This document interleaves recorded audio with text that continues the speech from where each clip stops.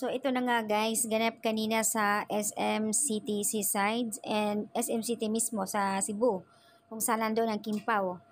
Kung makikita nyo sa video guys na sobra, napakadaming tao, siksikan talaga. Hindi makapasok kaagad ang Kimpaw dahil natrap sila sa daming tao. Ayan. Saan pwedeng panoorin ang Kimpaw ayon sa nagko-comment, hindi ko sila makita. Sa daming mga fans na nakaabang. But anyways, ano kaya ang masasabi ng mga bashers ngayon na sinasabi nila na walang pupunta sa bawat mall tour nila dahil doon sa mga pangyayaring sa word na deserve. Ako nga senior, taga Surigao, fans ako ni Kim mula PBB.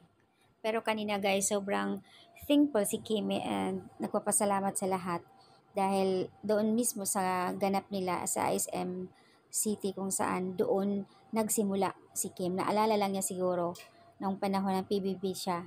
Kaya medyo emotional siya kanina. Hindi lang emotional, as in naiyak talaga. Naalala niya nung since PBB na kung saan nagsimula at ngayon bumalik. Kumbaga successful na ang buhay. Sobrang successful talaga.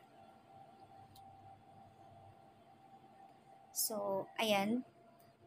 Salute din kay Paulo Avellino ha.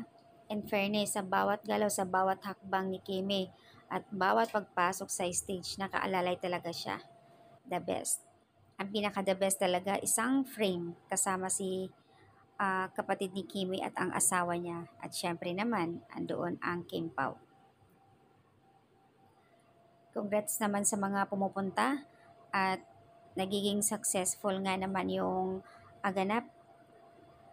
Dalawa yung pinuntahan ng Kim Pao sa SM Seaside and then sa SM City yung sa isa.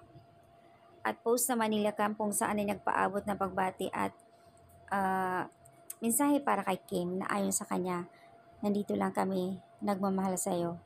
Andito lang kami sa likod mo, sobrang daming nagmamahal sa'yo Kim. Dahil nakikita nga niya na talagang naiyak si Kim kanina during the event nila sa SM.